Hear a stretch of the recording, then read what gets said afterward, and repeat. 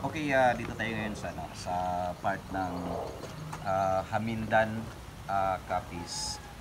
Dito ta sa tinatawag na Road to Forever. So ito yung Road to Forever sa taas ng ng parang bulubundukin siya na lugar. Tapos madalang lang yung mga sasakyan na dumadaan. Pero medyo mainit, no, kasi ngayon alas 3. Dito kami ngayon sa Road to Forever. Yung Road to Forever, ito is part ng Hamindan na Capiz. Kung saan parang lang to, no?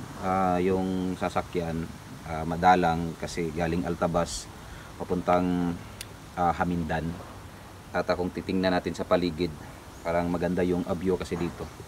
Napaligiran ng mga bulubundukin at saka yung hangin, parang masarap yung simoy ng hangin dito kasi nga mabulubundukin na lugar. So ngayon dito kami, first time namin na tiningnan dito yung lugar kung ano talaga yung sinasabi nilang Road to Forever.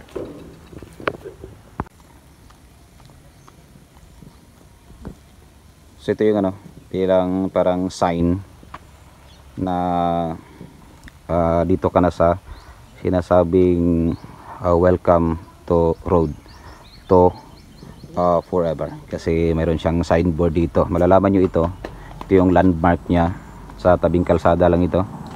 Ayun, ito yung kasama natin si Bro Kalbo, no? Tatlong dalawang magkapatid. Tingnan natin bro doon sa tanaw natin dito. Saka kita ito si babaw. Tingnan natin dito sa sa taas. So dito sa taas, di naman taas to parang lang. Parang siguro nila. Maganda yun. May maliit na parang daan papunta doon. Parang may kubo-kubo doon. May nakalagay dyan. Iwan ko lang kung ano yan. May nakalagay na Mary Jane Batsuyan. At saka may mga kubo-kubo. Tambayan to ng mga bikers, mga riders. Minsan tambayan. I-zoom natin. Mary Jane Batsuyan.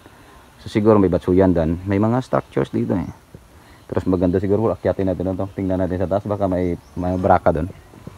Sige, akyatin natin sa taas. Ikaw na bro, nauna natin to.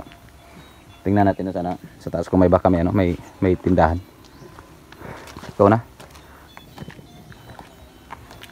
Barangay Aryo Pabio 92.5 Fans and Riders Club Nulikod.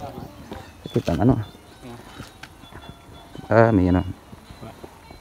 may video okay dito, may baraka, may sigrilya siguro saka parang may restaurant dito sana, may restaurant dito siguro may mga nagtitinda dito ng kung anong gustong i-order natin. Pero dito muna tayo, tingnan natin yung view.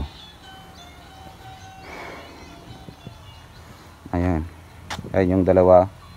yung dalawa parang walang tigil sa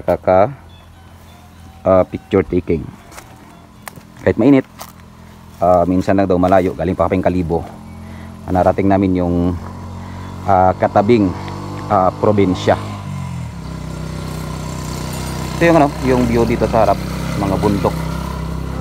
Yun, makikita dito yung parang view, bundok. Puro bundok yan.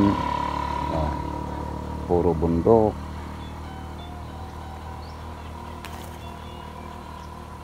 Paghapon siguro masarap yung dito, hangin. Paghapon, ngayon mainit. May mga kubo dito Mga tabi bro, kung may bligyan soft drinks bro. Kasi may red doors. Ang batol tayo. Init. May na ron. One bottle lang kami, di ba niya? Wala. May doors ko. May doors bro, may doors. Ano yung mga drinks dyan?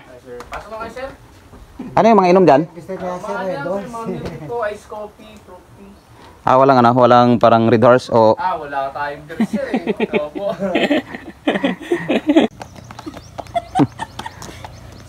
So, ayan.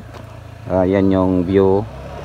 Parang siya, paakyat. Tapos, yung kalsada, pababa.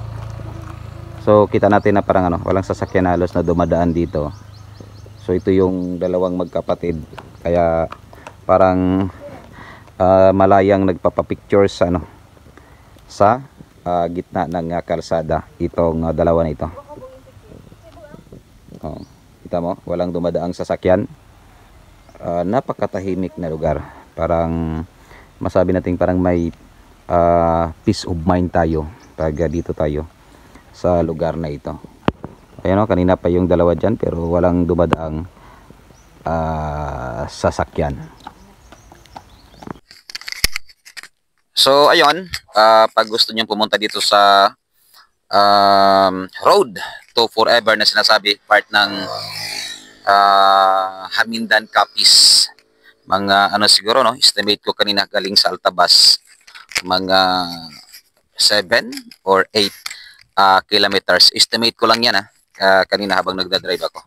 So from Altabas, mga 7 to 8 kilometers. Hindi ko lang alam kung yung sakto yung estimate ko. So may sasakyan na dumadaan. Ito yung daan, malawak. 4 lanes ito. No, maganda dito pag hapon sa mga gustong pamasyal dyan, sa mga riders. Pwede kayong mag-stop over dito sa road to forever.